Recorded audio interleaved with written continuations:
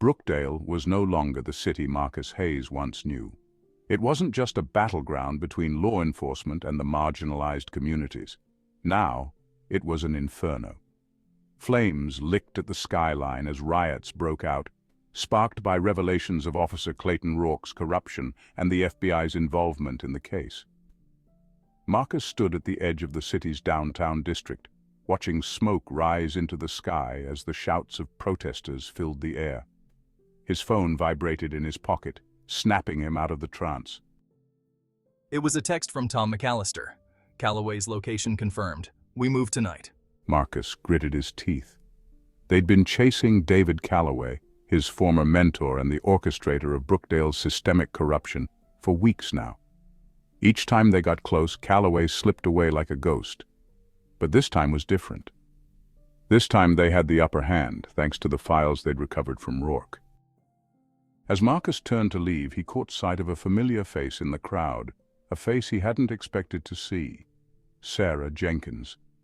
She was standing at the edge of the protest, her eyes scanning the chaos, her expression unreadable. Marcus's chest tightened. She had betrayed him once before, aligning herself with Calloway, but now she was back. And the question was, on whose side? Later that evening, Marcus met with Tom McAllister and Lexi Moore at their underground safe house. The room was filled with tactical maps, red ink markings crisscrossing the city, indicating key targets and movements they needed to make to bring Calloway's network down. Lexi sat at a cluttered desk, her fingers tapping away at a laptop, while McAllister stood near the window, peering into the darkened alley below. Marcus wasted no time. Sarah Jenkins. I saw her today at the protest. You think she's back with Calloway?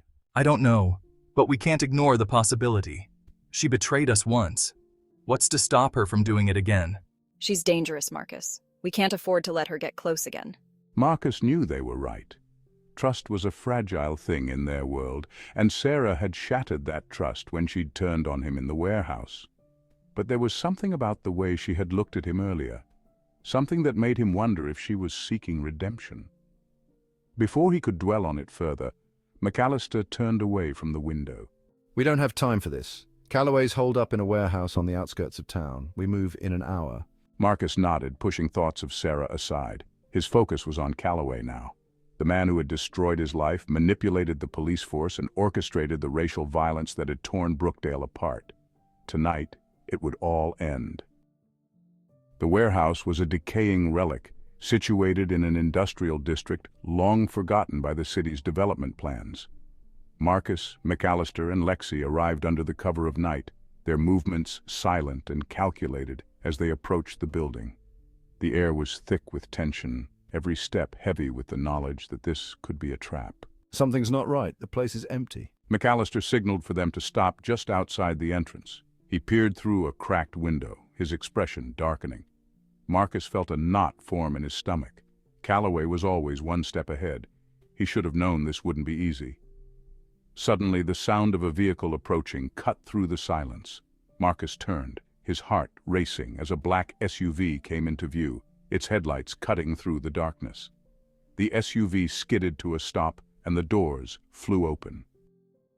Sarah Jenkins stepped out. Marcus's hand instinctively moved to his gun, but Sarah held up her hands in surrender. Wait, I'm not here to fight. Then what are you here for? Sarah swallowed hard, her eyes locking onto Marcus.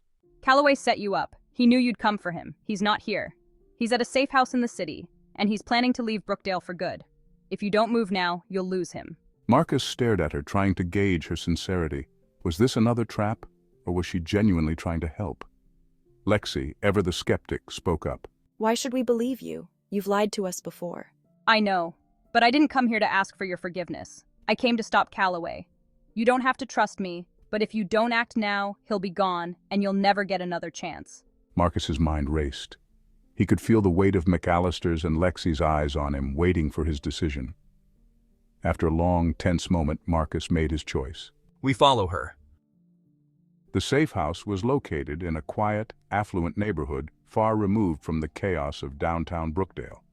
It was a mansion nestled behind tall iron gates, surrounded by manicured lawns and hedges that offered perfect cover from prying eyes. Calloway had always been smart. Hiding in plain sight was just his style.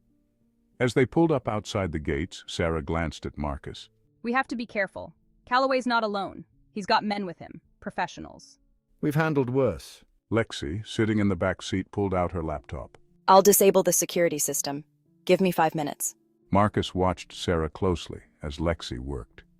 There was still so much he didn't know about her, so much he couldn't trust. But for now, they needed her. And if she was lying, he'd deal with her later. Once Lexi had disabled the security system, they moved in. The mansion was dark, the windows shuttered, but Marcus could feel the presence of danger lurking within. They slipped through the gate, their movements swift and silent. As they approached the front door, McAllister signaled for them to stop. We go in quiet, no mistakes. Marcus nodded, his heart pounding in his chest. This was it, the moment he had been waiting for, the moment he would finally bring Calloway to justice. But as they stepped through the door, the trap was sprung. The moment they crossed the threshold, the room was flooded with light, and the sound of automatic weapons cocking filled the air. Marcus's heart sank as he saw Calloway standing at the center of the room, flanked by armed men in tactical gear. Welcome, Marcus. I've been expecting you. Marcus's hand tightened around his gun, but he knew they were outnumbered. Calloway had planned this perfectly. You really thought you could take me down? You've always been too naive, too righteous. You never understood the game. This isn't a game. It is to me. Sarah stepped forward, her expression grim. You don't have to do this, David. You can end this now. Oh, Sarah. Still playing both sides, I see. I should have known you'd try to switch teams again. Marcus's blood ran cold. He turned to Sarah, his heart sinking. What is he talking about? Sarah's face crumbled, her eyes filled with regret. I didn't have a choice, Marcus. He made me do it. Made you do what? She's been feeding me information from the start. Every move you made, I knew about. Every plan you came up with, I was one step ahead, all thanks to her. The room fell silent as Marcus processed the betrayal. He had trusted her, despite everything. And now she had led them straight into Calloway's hands. McAllister cursed under his breath, his gun still aimed at Calloway's men.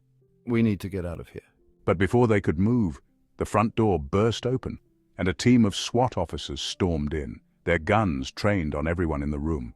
FBI, drop your weapons! Chaos erupted as gunfire filled the room. Marcus dove behind a marble pillar, narrowly avoiding a bullet that whizzed past his head. McAllister returned fire, his movements quick and precise as he took out 2 of Calloway's men. But Calloway was already slipping out the back, his escape perfectly timed. We can't let him get away! McAllister nodded, grabbing Lexi by the arm. Go! We'll cover you! Marcus sprinted toward the back door, his heart pounding in his chest as he chased after Calloway. He could hear the sound of police sirens growing louder in the distance, but all he cared about was catching Calloway. The backyard was a maze of hedges and stone paths, and Marcus could see Calloway's figure disappearing into the darkness. He pushed himself harder, his legs burning as he closed the distance between them. But just as he was about to reach him, Calloway turned, a gun in his hand. Marcus froze, his breath catching in his throat. You should have stayed out of this, Marcus. You were never going to win.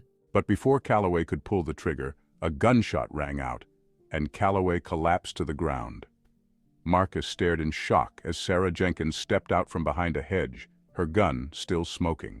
I told you I didn't have a choice.